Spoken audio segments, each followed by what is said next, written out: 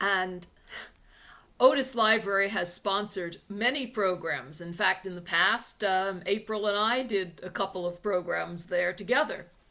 But I am so pleased to be able to welcome my friends April Grant and EJ Barnes to the a virtual visit to the Otis Library in Norwich, which can now be enjoyed by people Although this might be loud enough. all over the place. And once again, we're going to ask people to be sure It to works mute. sometimes Please anyway. mute. Jean, please mute your microphone. Thank you. It's okay. As you're coming in, we know that we can see just by the names on the screen, many people active in the area of traditional music and Shaker studies, both of which exemplify the backgrounds of our presenters tonight. They are performers, scholars, researchers who are immersed not only in Shaker studies. EJ is a member of the Boston area Shaker study group, and April used to be an interpreter at the Hancock Shaker Village. So she's as close as we can come to a living history Shaker right here. But they are also knowledgeable in many other areas of traditional music.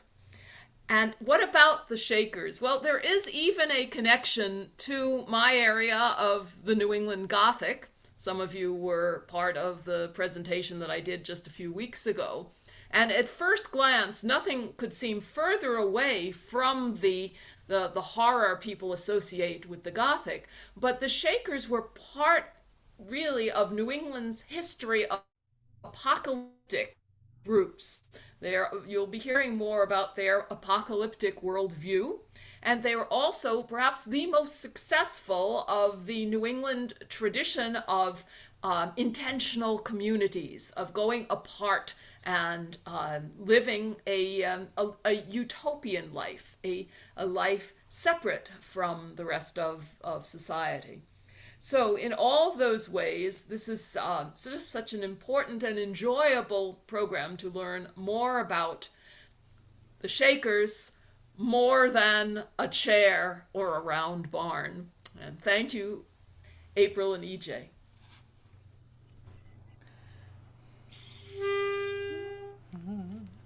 Welcome, welcome, precious gospel kindred. We are happy you to meet and make you freely welcome. Welcome, welcome, precious gospel kindred. We are happy you to meet and make you freely welcome.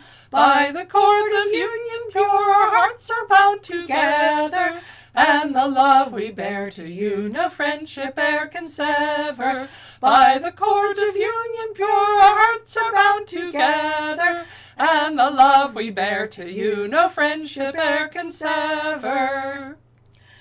The United Society of Believers in Christ's Second Appearing, also known as the Shakers, are a celibate millennial sect founded in the 18th century by the English prophet Anne Lee, known to believers as Mother Ann. At their peak, they numbered about 5,000. Today, there are 3. The following song about Mother Ann Lee by Shaker elder Richard McNamara of Kentucky was published in the 1812 hymnal Millennial Praises. You will notice that many Shaker songs refer to love. This is not eros, that is, sexual or romantic love. That love imprisons us with lust and sin. Shaker love is agape, brotherly and sisterly love. The Shaker strives to love God, to love Mother Ann, and to love their Shaker brothers and sisters. Brother Arnold Hadd is one of the Shakers currently living at Sabbath Day Lake, Maine. He recounts an incident early in his Shaker life in which he butted heads with one of his Shaker brothers. A Shaker elder told him, "You don't have to like him, but you do have to love him." When this song refers to Hudson's lovely bay, McNamara means the bay by the Hudson River in New York, not the huge bay in Canada. Among today's Shakers, Mother is sung on the 6th of August, the anniversary of Anne Lee's arrival in America. At Manchester in England this precious fire began, and but like a flame in stubble from house to house it ran. A few at first received it, and did their lust forsake, and soon this inward power brought on a mighty shake. The rulers cried, "Delusion! Who can these Shakers be? Are these the wild fanatics bewitched by Anne Lee? We'll stop this noise and shaking, it never shall prevail. We'll seize the grand deceiver and thrust her into jail." Before their learned councils, though oft she was arraigned, her life was uncondemned, her character unstained, and by her painful travel, her sufferings and her toil, a little church was formed on the European soil. This little band of union in apostolic life remained a while in England among the sons of strife, till the Columbian eagle, borne by an eastern breeze, conveyed this little kingdom across the rolling seas. To mark their shining passage, good angels flew before, unto the land of promise, Columbia's happy shore. Hail thou victorious gospel, and the auspicious day, when mothers safely landed in Hudson's lovely bay. At Albany they settled and waited for a while, until a mighty shaking made all the desert smile. At length a gentle whisper the tidings did convey, and many flocked to mother to learn the living way. Through storms of persecution the truth she did maintain, and showed how sin was conquered and how we're born again. The old corrupted nature from place to place she trod, and showed a new creation, the only way of God. About 4 years she labored with the attentive throng, confirmed the young believers, and helped their souls along. At length she closed her labor and vanished out of sight, and left the church increasing in the pure gospel light. How much are they deceived to think that mother's dead? She lives among her offspring who just begin to spread, and in her outward order there's one supplies her room, and still the name of mother is like a sweet perfume. I love that testimony that shows me what to do. I love my precious mother, I love the elders too, the brethren and the sisters, I love them and their ways, and in this loving spirit I mean to spend my days. The brethren and the sisters, I love them and their ways, and in this loving spirit I mean to spend my days. Anne Lee and her initial group of 8 converts arrived in the soon-to-be USA in 1774, and they traveled up the Hudson and built a village at Niskayuna, near Albany. On the dark day of May 19th, 1780, while the sun was blotted out by a huge smoke cloud, Anne Lee preached for the first time to a worldly audience. Now, when the Shakers say worldly people, they mean everyone who isn't a Shaker. Some of the worldly people heard Anne Lee's message of chastity, simplicity, and love, and her assertion that the apocalypse was going to happen any day now, and believed her. She and her followers traveled to preach across New England and New York and made many converts. They also made many enemies. They were a mysterious cult that led spouses to abandon their marriages and treat each other as siblings. So they were a threat to normal power structures: government, church, family, gender hierarchy, and private property. And the Shakers were accused of being devil worshippers, sex criminals, nudists, and traitors to the new United States. Anne Lee, or Anne the Word, or Mother Anne, as she was calling herself by this point, was attacked by hostile mobs on many occasions, along with her followers. She was also imprisoned, in both New England and the New World. The next song is about the time back in Manchester in England when she was placed in solitary confinement for blasphemy. She was starved in prison. The Shakers say she was deprived of food and drink for 2 weeks. Her young follower, James Whittaker, kept her alive by putting the long stem of a clay pipe through the keyhole of her cell and pouring in milk and wine for her to drink. This next hymn is about that time, and it came to the Shakers in 1842, long after her death. As they put it, it was sung through an instrument. Please note that term, instrument. You'll hear it again. And it means the song was sung by a Shaker who was channeling, as we'd say, the spirit of Anne Lee. How can I but love my dear faithful children, who are willing to bear and suffer with me? When I was on earth and in a cold prison, I cried to my God to remember poor me.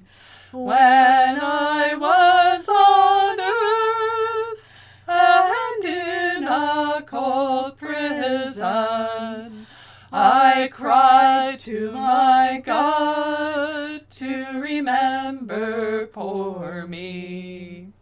I pray it to God to protect my dear children, to strengthen the weak and comfort the strong. For I was distressed and in a stone prison, and none but my God to protect me from harm. For I was distressed and in a stone prison, and none but my God to protect me from harm. Dance and movement were a critical element of Shaker practice from Anne Lee's days in Manchester, England.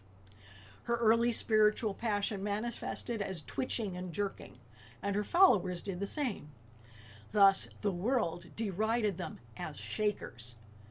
Eventually, the believers themselves embraced the term, reclaiming it from their detractors. Most early Shaker songs had no lyrics. Instead, they used repeated nonsense syllables called vocables. The dancing that became common in Shaker worship required a rhythm, and songs without words provided a rhythm without the need for instrumental accompaniment.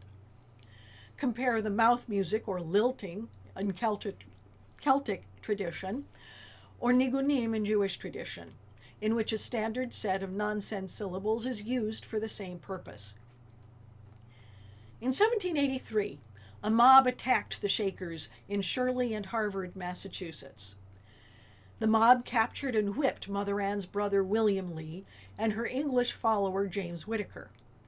Mother Anne escaped by hiding in a small room at the home of a follower, who pushed a bureau against the door to hide it. Father James Whittaker sang this song after he was whipped during the mob's attack.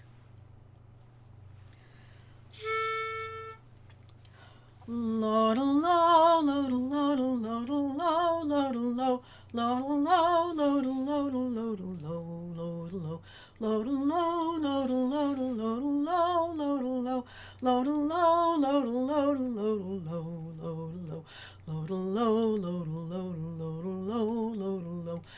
low, low, low, low, low, low, low, low, low, low, low, low, low, low, low,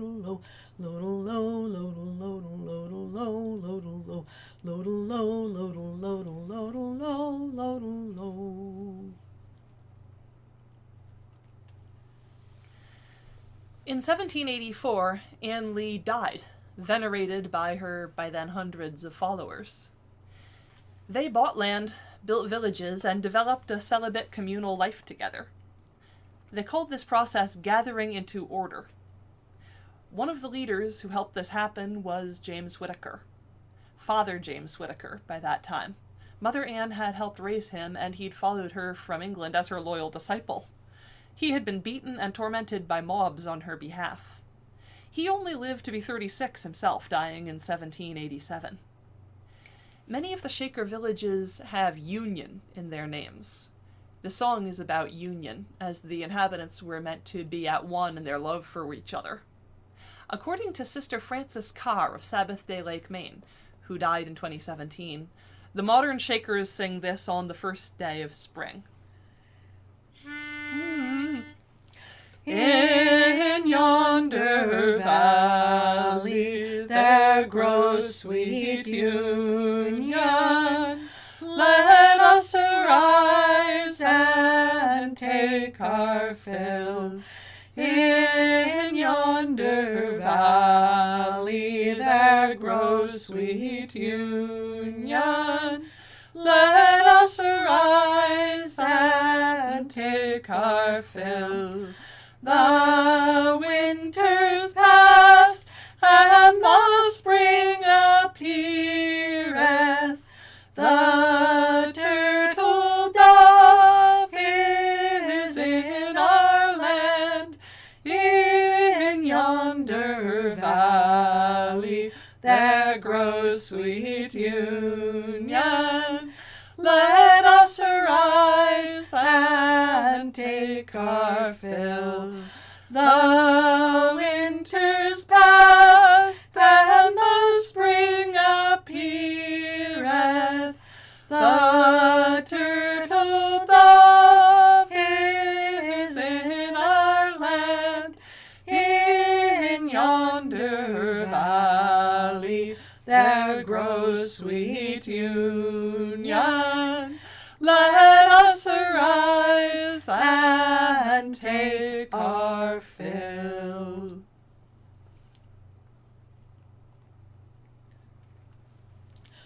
Waves of Christian revival swept across Ohio and Kentucky around the year 1800. The Shakers were at this point based in New England and upstate New York. They sent missionaries to Ohio and Kentucky and gathered converts into new villages there. As in the East, worldly people were offended by the fact that Shakers were adults living together as celibate siblings and raising children communally. Even more shocking, they danced when they worshipped God. Dancing was regarded as immoral by a lot of worldly people, and dancing and prayer even worse. However, Shakers had biblical references to dancing by the godly. This song, written by Richard McNamara, was originally called Shiloh and collected in Millennial Praises, published at Hancock, Massachusetts. It defends dancing by alluding to Moses' sister Miriam dancing after the Israelites fled from Egypt, as well as the annual dance of the virgins at Shiloh in the book of Judges. The Israelites, when they got free from Pharaoh's land, in haste did flee, and on the banks of the Red Sea a joyful scene commenced. An elder sister led the band with sounding timbrel in her hand, while virgins moved by her command, and after her they danced. At Shiloh was a yearly feast, where virgins met from west to east. Those virgins were a type at least of those that followed Jesus. If they went forth with dances, then why should our dancing now offend? Since from the filthy lusts of men our blessed Savior frees us. When God sent forth his only Son, and full redemption was begun, from east to west believers run to see the great Messiah. And when they felt his healing ray, they followed him along the way, and joyfully did skip and play like Shakers in Ohio. Shaker dancing involved massed dances or groups called laboring. Brothers and sisters were apart from one another, but still together, men facing women across the hall or marching in separate lines, mirroring each other's actions. Between dances, there would be breaks for short songs and prayers and individual dancing.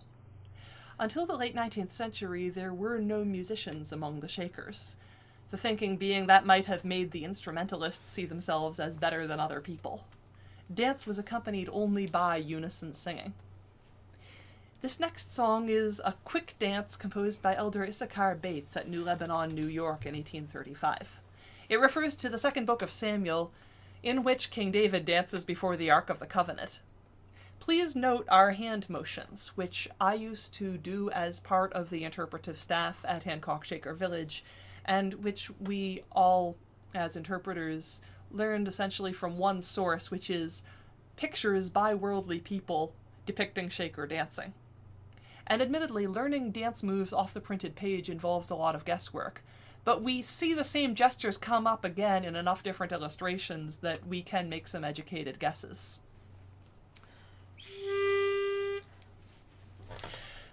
Come life, shaker life, come life eternal, shake, shake out of me all that is carnal. Come life, shaker life, come life eternal, shake, shake out of me all that is carnal. I'll take nimble steps, I'll be a David, I'll show Michael twice how he behaved. I'll take nimble steps, I'll be a David, I'll show Michael twice how he behaved.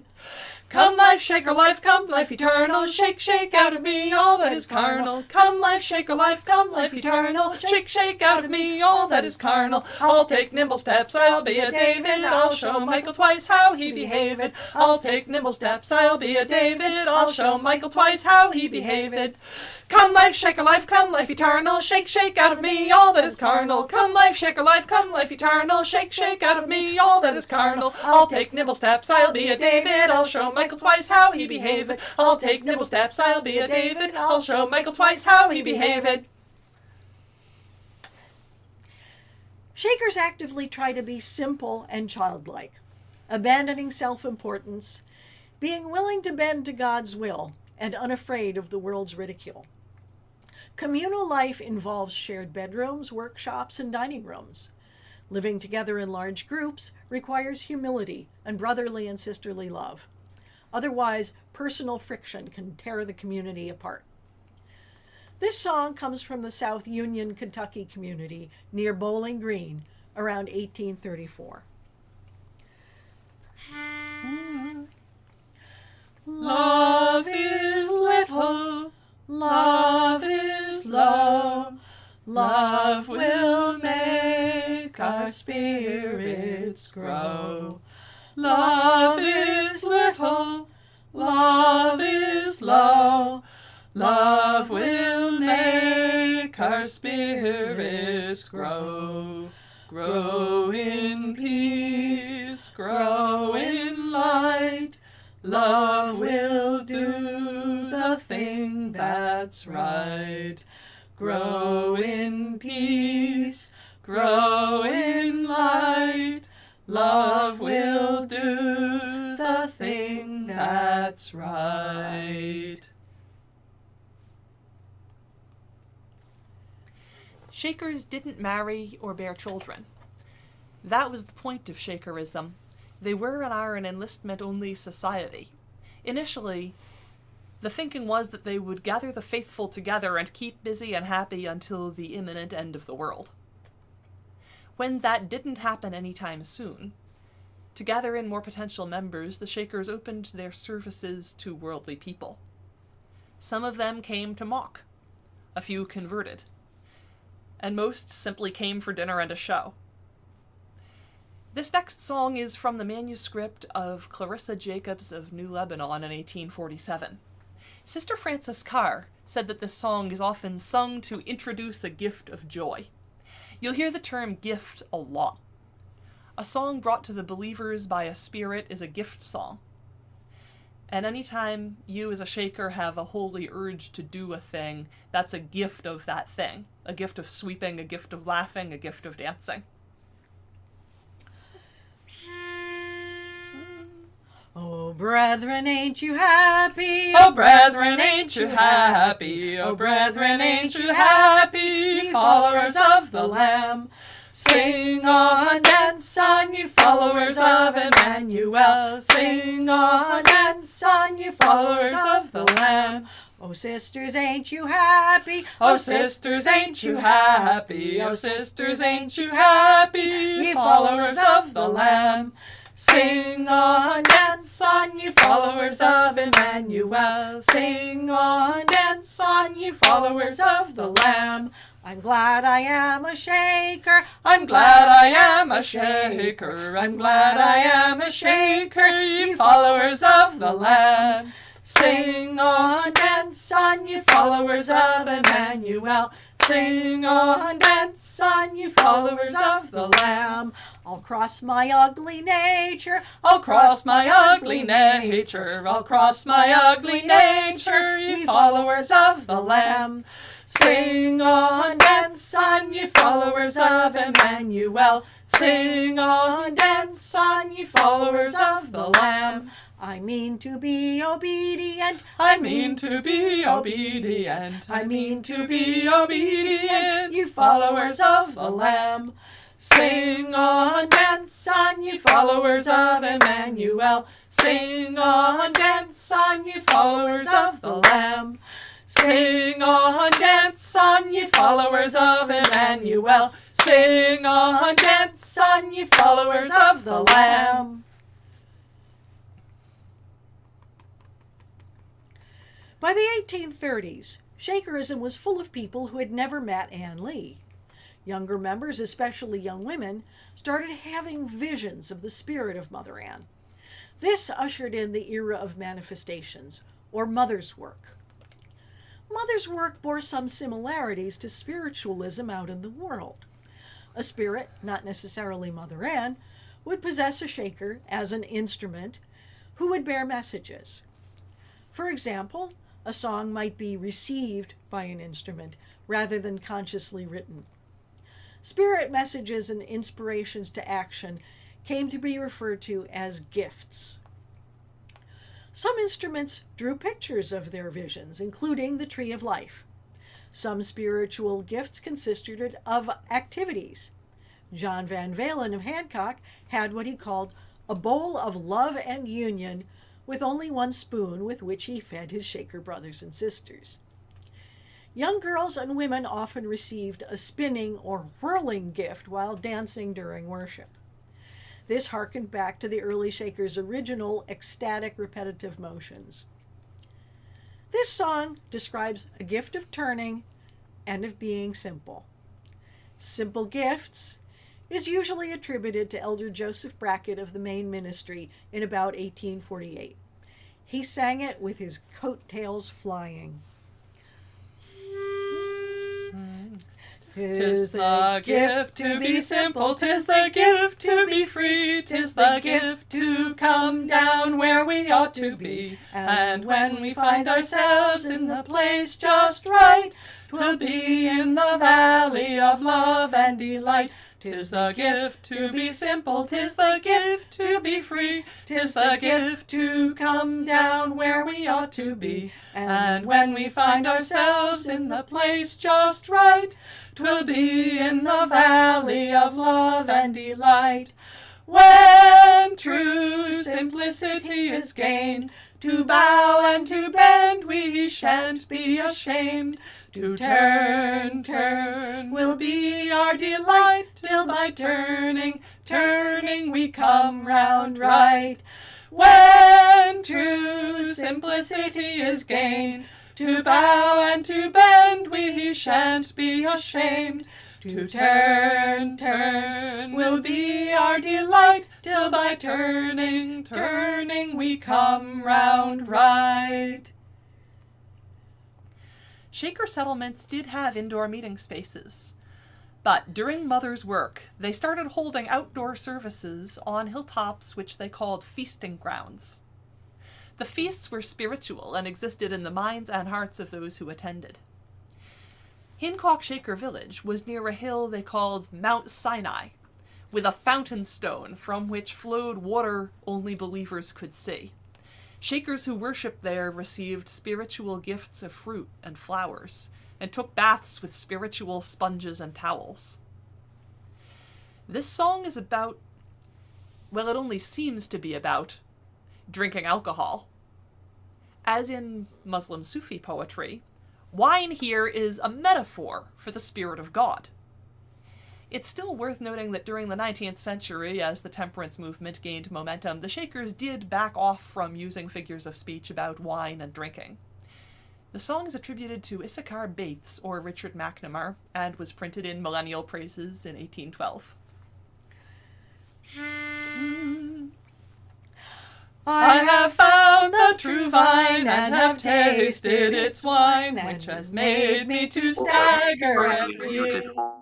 And to such it belongs to break forth into songs, to express how delightful they feel. By the bountiful use of this heavenly juice, I forget all my sorrows and woes. Give me plenty of this, I want no other bliss, and I care not much how the world goes. And I care not much how the world goes. Since my sins I confess, some are greatly distressed, and lament how deluded I be. But in every fresh draught I have heartily laughed at their crocodile weeping for me. In my free happy choice I can daily rejoice in this blessed holy way that I've chose. If they will not pursue, I shall bid them adieu, and I care not much how the world goes. And I care not much how the world goes. To promote Adam's seed, for the flesh they may plead, but when they have said all that they can, as a true gospel heir, my full cross I will bear, and I'll put off the cursed old man. He may plead that he's bound to replenish the ground, but his lusts are his motive, he knows. Then I gladly retreat from this sin of deceit, and I care not much how the flesh goes. And I care not much how the flesh goes.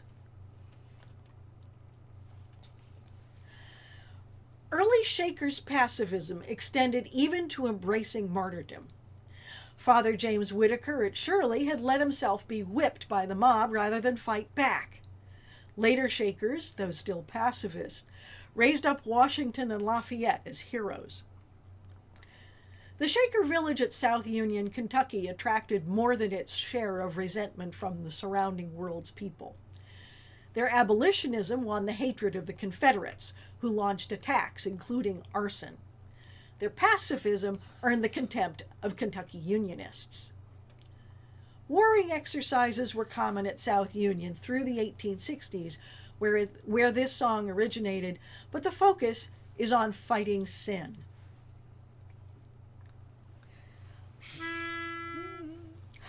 I will fight, and never slack until I overcome the enemy. I will fight, and never slack until I overcome the enemy.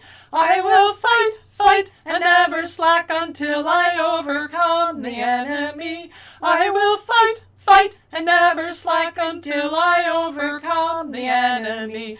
I have got a little sword which Mother Ann has give to me. I will fight, and slay the enemy. I have got a little sword which Mother Ann has give to me.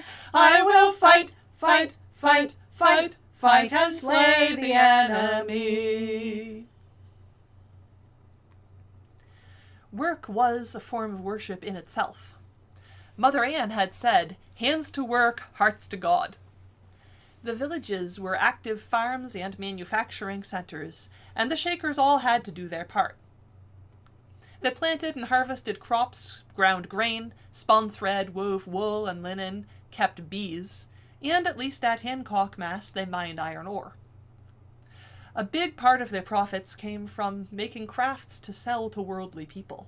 Furniture, oval boxes, baskets, straw bonnets, and cloaks.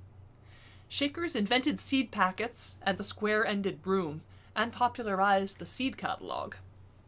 Now, in a way, they made these businesses pay by sweatshopping their own labor, working long hours for little individual reward.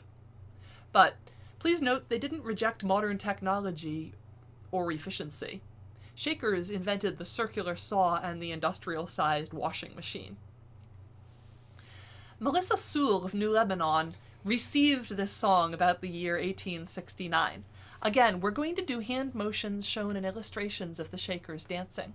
And you'll see one motion here that shows up in a lot of the art. Paddling with the palms of the hands downwards.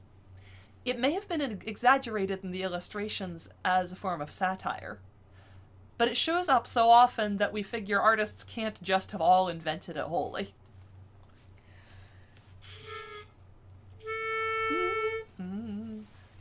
Yielding and simple may I be, like a pliant willow tree, humble in heart, pure and free, pride and bondage spurning. Yielding and simple may I be, like a pliant willow tree, humble in heart, pure and free, pride and bondage spurning. Heavenly zephyrs around me blow, bend and sway me to and fro, cause my soul in truth to grow, and from wrong be turning. Heavenly zephyrs around me blow, bend and sway me to and fro, cause my soul in truth to grow, and from wrong be turning.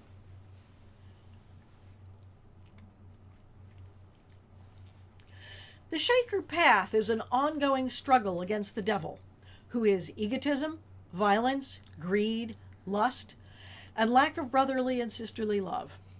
By letting go of sin, one can win freedom from the devil's snares. This song from 1868 comes from Union Village, Ohio, between Cincinnati and Dayton. The lyrics are by Ezra T. Leggett with a tune by Suzanne M. Brady.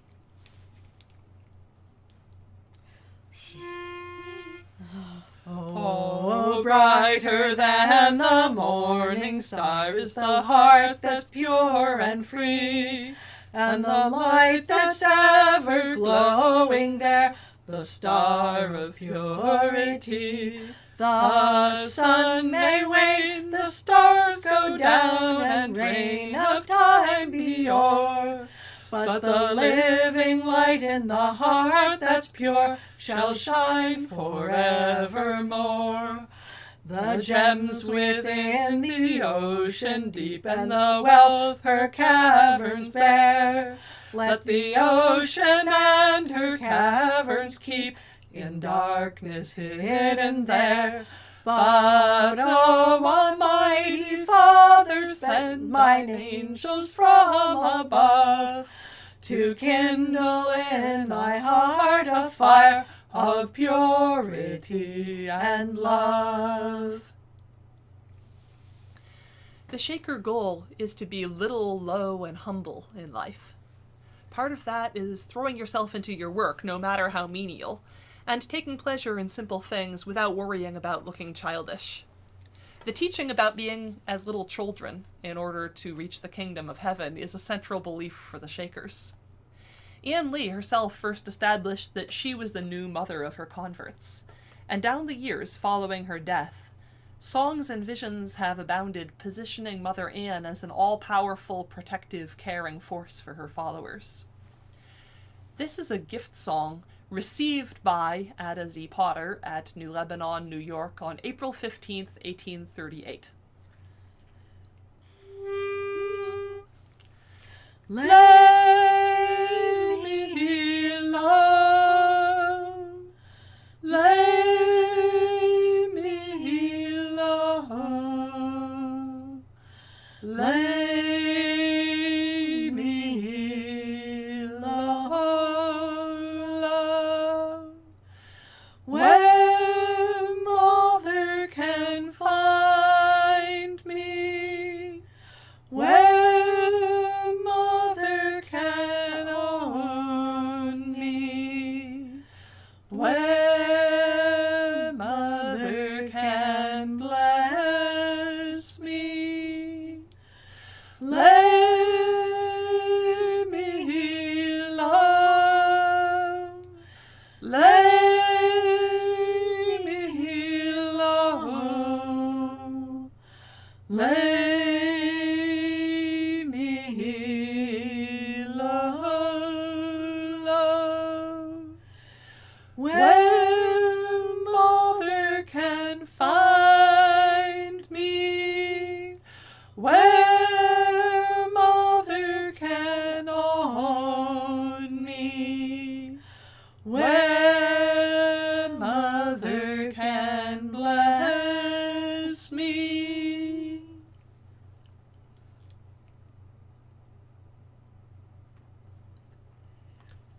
Visions of Mother Anne waned after the 1840s, but gift songs continued to be received. This one was received by Sister Paulina Springer of Alfred, Maine in 1887. She said she learned it from a little bird. She later passed this song on to Mildred Barker, who had been placed with the Shakers as a child by her widowed mother. Sister Paulina died when Mildred was about 10 years old. On her deathbed, she asked Mildred to sign the covenant and become a Shaker when she came of age. Sister Mildred, who died in 1990, remarked on how the fame of Shaker chairs and other goods had overtaken the reputation of Shakers as a living faith. She said, "I don't want to be remembered as a piece of furniture."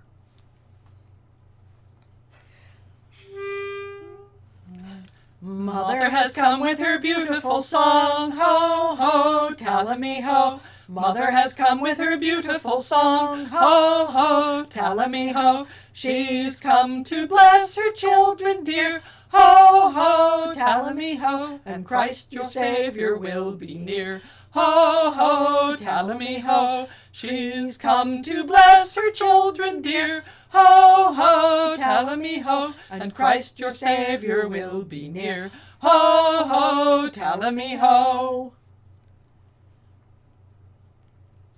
Shakerism is an ongoing task to take on, rather than a state you achieve once and then you're set forever. Brother Arnold Had sometimes describes the concept in words similar to ones in this song. Many of the Shaker dances only survive today in the Shaker's own special dance notation. Others are lost or, as we've said, appear only in still images. But Sister Mildred Barker was filmed making the gestures that accompany this song, and so this is a rare instance of a dance that you can learn straight from a shaker rather than from hostile worldly descriptions, because she is on YouTube. D.A. Buckingham, the principal musician at Watervliet, New York, received this song in 1845. With a new tongue I now will speak, and keep the valley lowly. I'll watch my thoughts and words this week, and have them pure and holy. Old cross and crabbit I will shun, they make one feel so ugly. I'd rather speak with mother's tongue, and keep her blessing snugly.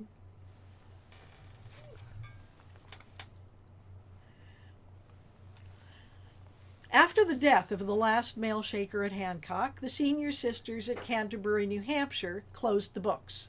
There would be no more converts admitted to the Shakers, and the faith would die when they did. But the Sabbath Day Lake Village kept their books open, inviting new converts after some years' hiatus in the 1970s. There are 3 Shakers today: Sister June Carpenter, the eldest, Brother Arnold Had, and Brother Andrew Dominey, who joined in 2018. In non-pandemic times, Shaker services led by Brother Arnold and Sister June are open to worldly people as of old. Brother Arnold sometimes works with historians, such as the Boston Area Shaker Study Group, including over Zoom. The following song was written and sung by New Lebanon Shakers to thank their hosts when they were departing Hancock after a long visit. Farewell, dear cross-bearers, the time has now come for us to be parted and go to our home. We thank you most kindly for this interview, and when we are parted, we will pray for you. But oh, what a meeting we view on before, where parting shall never be known anymore. We give you our hand, and we freely declare that we will be faithful and all meet you there.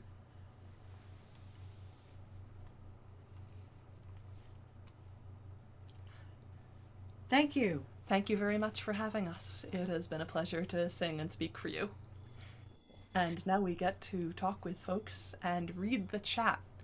And EJ, you've just opened the chat. And thank you. That was amazing. Amazing. A lot of compliments in the chat. I'll go through and see what everyone has to say. That was an amazing performance. Thank you so much for bringing this to us over Zoom. It really was very special indeed. Indeed. Thank you. Our pleasure. It's been a pleasure. Oh, good. Okay, let me go to we have I want to get back to the beginning. Wonderful presentation, June Ruth said. As it happened, I lived at a community in New Lebanon, originally a Shaker family dwelling, and I was there, a Sufi community called the Abode of the Message. A few lady Shakers sold the property to the Sufis in 1974. I also went to a weekend retreat on Shakers given at the Darrow School, another former Shaker family residence Chants in New Lebanon. Loved being there. Well, EJ, isn't it just as you say, the Shaker community buildings and layout are exactly the shape that you want for such another society? Yes. First of all, both the Darrow School and the Abode are separate, what they call families, where with separate dwelling houses, but of the same village at New Lebanon. And there was another family in that group which had a chair factory. Interesting. Okay, Deb R put in the chat, lovely presentation, but this is very interesting. Lovely presentation. But I was just thinking, isn't it a little odd that the woman who started a celibate sect referred to herself as mother? Just wondering. And Faye responded, definitely worth discussing. And Rice said, Mother Teresa as a term of status or respect. Yes, it's been very common in monastic groups to refer to their authority figures as mother and father, and their colleagues, their equals, as brother and sister. One of my themes I return to often is nobody thinks X, Y, and Z behavior is funny when the Catholics do it. But as soon as the Shakers start doing it, oh, then it looks strange. Right. And Deb R actually said, but that is to copy the Catholic religion. I was leapfrogging you onto Deb's next comment. Yes, and by the way, I love that you're reading the comments out loud. If you would like to read the next one as well before we talk about this, that would be lovely. Sure. June Ruth said, Anne Lee joined the Shakers by 1758, then became the leader of the small community. Mother Anne, as her followers later called her, claimed numerous revelations regarding the fall of Adam and Eve and its relationship to sexual intercourse. Mm-hmm. And that came off of Wikipedia. Thank you for sharing that with us, June Ruth. Yeah.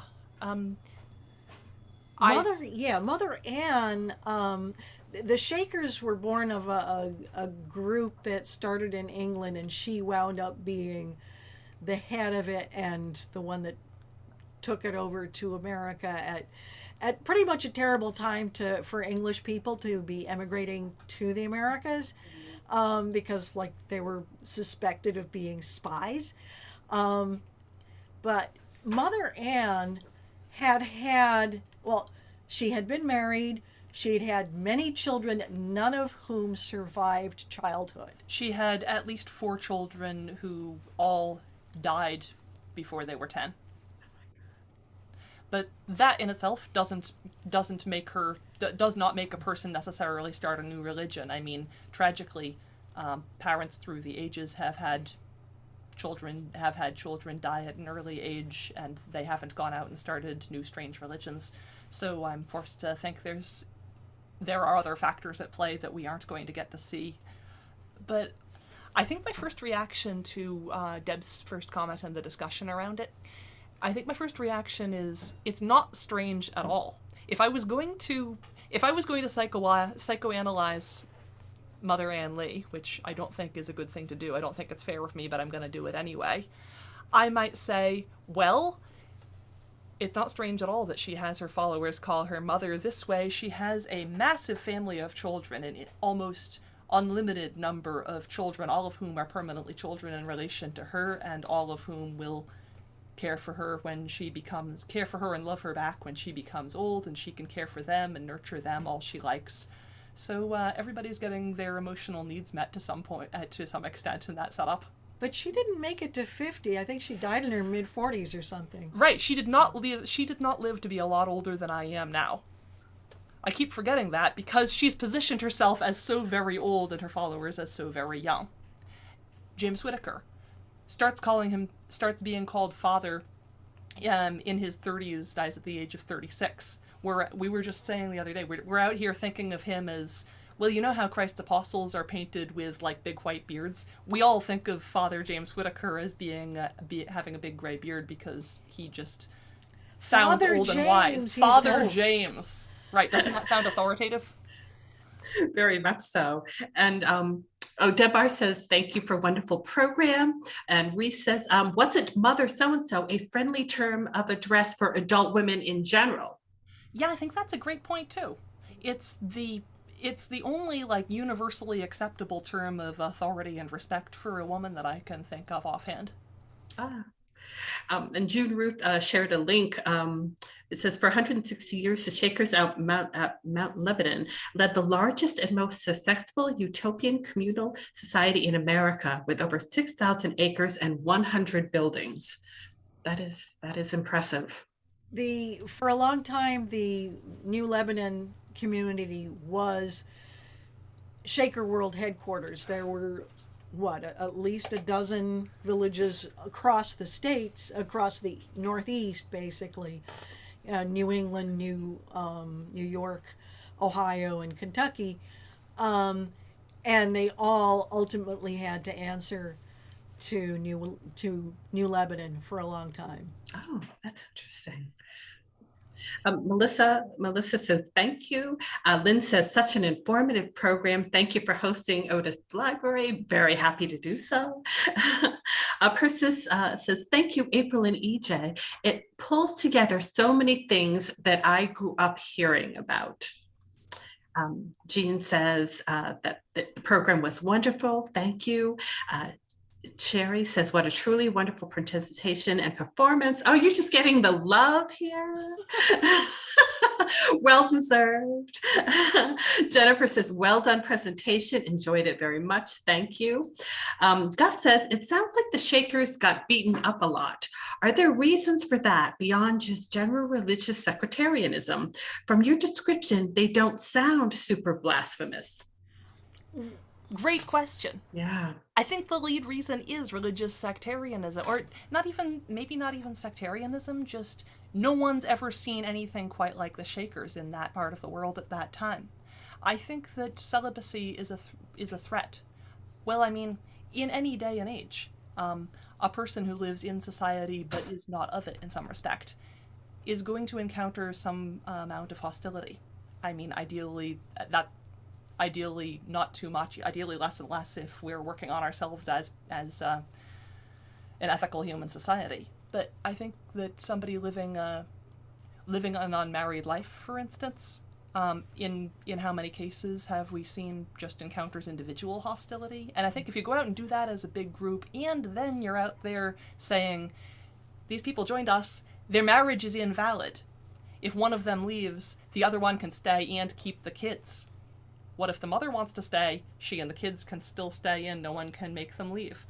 That's going to be a major threat to society right there, because if you're out there saying that your authority outstrips that of legal marriage, well, you're out there wrecking society, and that's trouble right here in River City.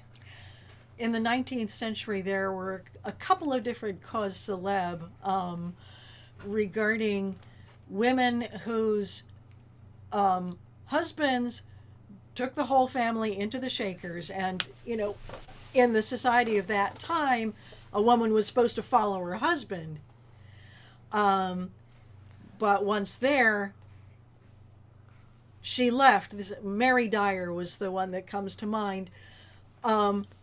She left the Shakers and she wanted to get her children, but since the father had gone in and taken the children with him, under the world's law, she had no rights. In fact, she had to get the legislature of New York to pass a specific law, because there wasn't no fault divorce in those days. You could sue for divorce if your spouse joined an organization that didn't believe in marriage. Interesting. Yeah. The next message is from Jean. It may be relevant that whereas in Roman Catholic circles, celibacy was a value of status, for many, most Protestant theologies, it was not. Yeah, I think that's important in this context. We said and it may be part of the Reformation is, allowing the priesthood to marry, and basically busting up the monasteries. I mean, wasn't Martin Luther's big move accompanied by him busting his nun girlfriend out of her convent, and then they got married, and like that was a huge part of their rebellion against the old system. I think that I think that insofar as I understand anything about this as a lifelong atheist, it seems like the history of Protestantism feels really strange about the concept of celibacy in a way that Catholicism doesn't seem to. But to come back to how the old Shaker buildings that were being sold off came to be owned by other organizations that needed dormitories and workshops and assembly rooms. The school, the Sufi ashram, up in Enfield, New Hampshire. The church family, which was the central family of the Enfield Shaker Village, came to be part of a Catholic monastery, and there's a Catholic chapel on the grounds now. Sharon wants to know how many children were actually in the community. Ooh, you want to get this one? I feel like you've had the statistics in mind, whereas I haven't really. Okay, I don't have a lot of statistics. Now, the thing is about when they're first gathering into order, a lot of people are joining who have already had families, like that of Mary Dyer, where like the parents go in and they take their children with them, and they have to deal with them as children and teach them whatever they need to teach them, and put them to work the same way a farm would put young children to work. They also actually fairly early on started taking in orphans, in part because when times are hard, when times are hard in the early 19th century, when the West is only beginning to get opened up and more land is being stolen from the natives, where if your farm is failing, what are you going to do? Where are you going to go? Joining an organization that will take care of you is a big draw. And that's the case for adults, but also if you've got too many mouths to feed, you hand some of them over to the Shakers. And a lot of 19th century orphans were sent by their parents, or like Sister Mildred's widowed mother took her to the Shakers because she didn't have the means to support her. Now, there were some places where there were so many kids placed with them that it was a destabilizing influence. The Tyringham Shaker Village in Tyringham, Massachusetts. It's an isolated little hollow. There's not even a state highway going through it. And it was about half minors. And there was, in 1858, there was a mass exodus. About 20 kids left, most of them teenagers, left at about the same time. Just further to what you said, a note that we used to hit really hard as museum interpreters was, remember, through most of the 19th century and some of the 20th at least, there weren't social services the way we'd understand them. There wasn't really a way of drawing welfare as an unemployed adult down on your luck. If you were unemployed or had nobody to take care of you, then you were really up the creek. And there wasn't really a social safety net for children either. So in how many books, plays, culture of the 19th century have we seen books about where the plot is touched off by being a little kid with nowhere to go? End up in the poorhouse. Yeah, or if you're lucky, you're Emily of New Moon, for example, in the Ella Montgomery Right. books. Or Anne of Green Gables, right? Exactly. I'm going to combine some of these because we've got there's a lot here. We're going to be here all night, but several people were commenting on the orphans, and it's saying that that they were not constrained to stay as adults. That's correct. That's right. When they got to be of age, they had their choice to sign the covenant and stay, or go out into the world. Now, if they had been placed with the Shakers sufficiently early, they may not have known any other world. Right. Yeah, there was a book written by a Shaker, a former Shaker, who got sick of Hancock pretty quickly and left after a year and a half. And this actually destroyed his marriage. His wife and at least one of his half-grown daughters stayed on. His name is David Lamson, and he wrote a book that I have read a reprint of, basically trashing the Shakers all up and down because, well, that kind of book sells like hotcakes. And one of the things is that we know a good bit about Shaker child raising practices from this book, and we also know the criticisms of them, which is, as far as I understand it, at least at Hancock, the very young children, like the older than a toddler but like young grade school age, would be raised by a designated sister or brother who had care of children, and when they got older, they would have classes. They would be taught school subjects, but they'd also do a lot of farm work and manufacturing work about the place, increasing as they went on. The way David Lamson describes it is he met grown young men of 18, 19, 20 who didn't really know how to read because nobody at Hancock had really bothered to work on their schooling, and they weren't interested. So take everything he says with a grain of salt. He's going to be the most apt to see, like, abusive child rearing practices in the community because he hates the community already. But on the other hand, maybe he's the one being honest with us in a way that the functional community members might not be. Thank you. There's one more I'm going to let's see. So Reese mentioned throughout the town in Massachusetts, they were accused of being fake pacifists and of actively opposing the American cause by bringing with them concealed sashes of firearms and implements of war. Remarkably, at Ashfield, Massachusetts, 1783, a mob concluded that Mother's pretensions were an imposition upon the people and strongly suspected her to be a British emissary dressed in woman's habits for seditious purposes.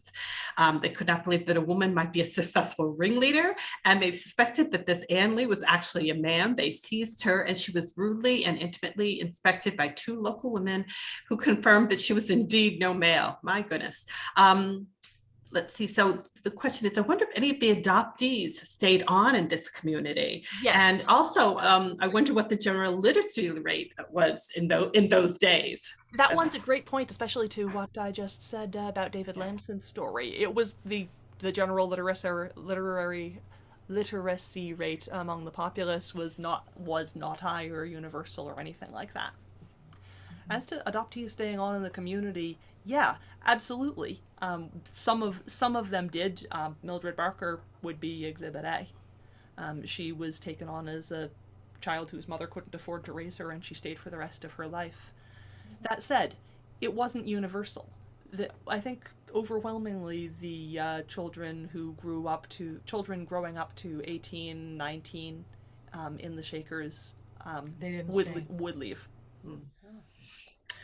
Well, we're coming up on 8:15, so if you are all ready to, did you have one more? Well, I wanted to just bring it back to music a minute, which is, did they have a prejudice against harmony? Did they prefer single line a cappella singing? At first, yes. I would say definitely. At some point, they got over it. I do not actually know what the tipping point was. Maybe it was simply because they grew more like mainstream Christianity as the 19th century went on, and this was something they adopted with that attitude. But I don't know. It would be interesting to read more on. What we do know is that we have hymnals from the early 20th century that were the Shakers' own work, and they're in harmony. Very cool hymns also. Thanks. I have a question. Yes. Hi, Margaret. Thanks. Thank you. There's a property in the town of Harvard, Massachusetts, conserved land that has the dancing area up on the hilltop and a lot of other land lower down. And many of the houses now in private ownership are in place as part of the Shaker community of Harvard. Given that there is quite a big dance area, do the two of you know much about the dancing as well? And is there a chance you might do another program sometime that could either show us or teach us or tell us more about that aspect of movement and music in the Shaker communities? I'll mute again. Last question first. I, for one, would love to. I don't have a sense of how we would stage that over Zoom, but it must be possible in some way. I've seen dance performances where you could actually see people below the waist, so. Yeah, we're doing what we can sitting down. But I do not have a broad repertoire of dance knowledge that I could do right now.